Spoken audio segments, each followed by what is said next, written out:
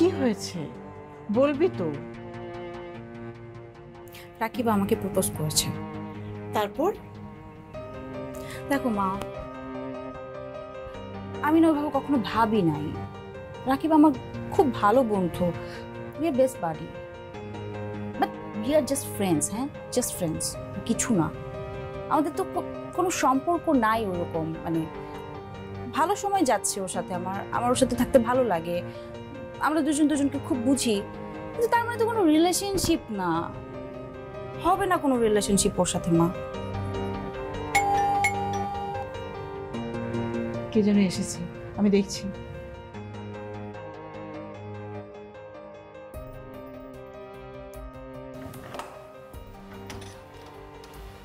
আসসালামু আলাইকুম আন্টি। ওয়ালাইকুম আসসালাম। রাকিব আন্টি, তাসনোভা কোথায়? ও তো রুমে আছে, তুমি ভেতরে আসো। ভেতরে আসবো? হ্যাঁ আসো। আচ্ছা। ও রুমে বারান্দায় আছে, তুমি যাও কথা বলো।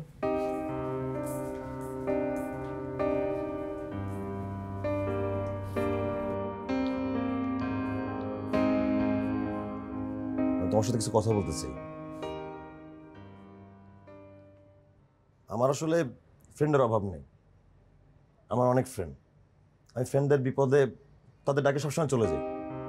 আমার ফ্রেন্ডদেরকে আনন্দিত দেখতে আমার ভালো লাগে, লাভ লসের হিসেব করি না কখন। কিন্তু তাসনা, তোমার কাছে আমার একটাই প্রশ্ন, যে এত বন্ধুত্বের ভিড়ে একটা মানুষ কি আরেকটা মানুষকে আলাদা রকম ভাবতে পারে না? একটা মানুষকে শেয়ারিং পার্টনার দরকার হয় না? একটা মানুষের তো দরকার হয় যে কেউ তার কেয়ার করবে। একটা মানুষ থাকুক যার জন্য অনুভূতিগুলো অন্যরকম হবে। তুমি আমাকে বলো না, একটা মানুষ যদি ভালো বন্ধু হইতে পারে তাহলে ভালো প্রেমিক কেন হতে পারবে না?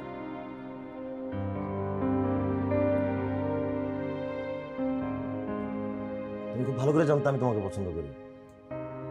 আমি যে কেন প্রেম ভাবলাম আমি জানি না, কিন্তু তোমার ব্যাপারে আমার আগ্রহ, আমার ইমোশন, তুমি সবকিছুই জানতো। কিন্তু সংকটটা যে কোথায় আমিও বুঝতেছি না।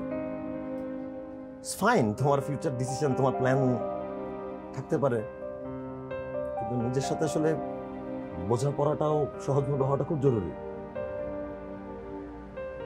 We need to understand ourselves first.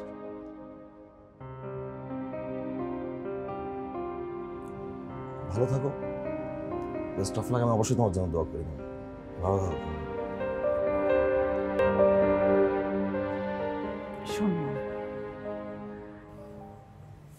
আসলে আমি তোদের কথাগুলো শুনলাম। তুই যেভাবে ব্যাপারটা দেখছিস বা চিন্তা করছিস, আমার মনে হয় ভুল হচ্ছে কোথাও। মা, এত সহজ না সবকিছু, বুঝাতে পারবো না আমি। ঠিক আছে, তবে আচ্ছা শোন, তোর মন কি বলে বা তুই কি ভাবিস এটা তোর আমি বুঝি না, কিন্তু তারপরেও তুই একটু ভেবে দেখিস। আর সম্পর্কের ব্যাপারটা অন্যরকম।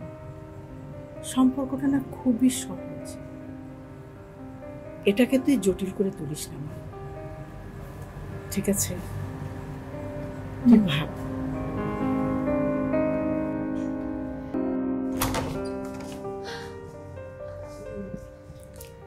রাকিব আছে বাসায়? হ্যাঁ, রাকিব তো আছে। মানে আমি আপনাদের উপরতলায় থাকি, একটু ওকে ডেকে দিবেন? আমি আপনাকে চিনি। আচ্ছা, একটু ওকে ডেকে দিন না প্লিজ। আচ্ছা, ডেকে দিচ্ছি, কিন্তু আপনি আসুন না, বসুন। না, আমি আসবো না, আপনি ওকে একটু প্লিজ বলেন যে আমি এসছি। আচ্ছা ঠিক আছে, তাহলে আপনি দাঁড়ান, আমি ডেকে দিচ্ছি ওকে। দাদু, দাদু, দাদু।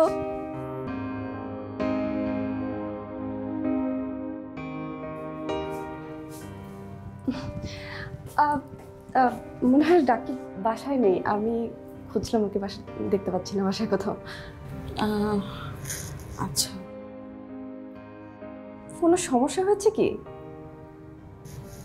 একটু ঝামেলা হয়েছে, মানে আচ্ছা রাতে যে কোনো সময় যখনই আসে আপনি প্লিজ আমাকে একটু জানাবেন, আমি জেগে আছি। জি অবশ্যই। Thank you. জি আই এম সরি, মাফ করে দাও আমাকে। মাফ করার মতো কিছু হয় নাই তো, তোমার দিক থেকে তো সব ঠিকঠাক, সমস্যা তো আমার। প্লিজ রাকিব। দেখো আমি না কোনো করুণা চাই না, আমি কোনো অসহায় প্রেমিক না যে প্রেমের জন্য নিজের জীবন চলে যাবে, আমি কারো সিম্প্যাথি চাই না। তুমি যে আমার ফ্রেন্ড থাকতে চাইছো দ্যাটস এনাফ, আমরা একটা নন পারসন থাকি, দ্যাটস পারফেক্ট। সরি রাকিব। দাদু ভুলে গেছি, মাফ করে দিন। আরে সিরিয়াসলি আরে সর দাদু, কিসের বন্ধু? আমার তোর মতো বন্ধু লাগবে বলছি কখনো? আমার তোর মতো বন্ধু লাগবে না, আমার লাইফে কোনো বন্ধুই লাগবে না, আমি একাই থাকবো। যা আমার মুখের সামনে থেকে সর, যা। আমি মাফ করতে পারবো না, আমার লাগবে না বন্ধু, আমি একাই ভালো আছি, তোকে লাগে না সবসময়, যা।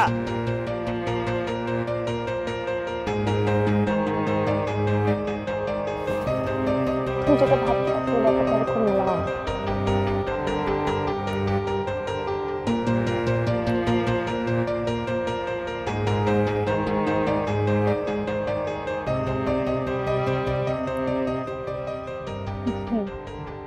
আমি আসলে সম্পর্ক জড়াতে ভয় পাই, আমার আসলে এক্সপিরিয়েন্স আগেরটা ভালো না তো, তাই আমার ভয় লাগে। আমি না তোমাকে হারাতে চাই না রাকিব। দেখো তুমি আমাকে ছেড়ে দাও, আমি এমনি বন্ধুত্বের চাপে যথেষ্ট পিষ্ট, আমার দরকার নেই, আমাকে জাস্ট ছেড়ে দাও। ছাড়বো না, আমি তোমাকে ধরে রাখবো এখানে। না ছাড়বো না, ছাড়বো না। আমার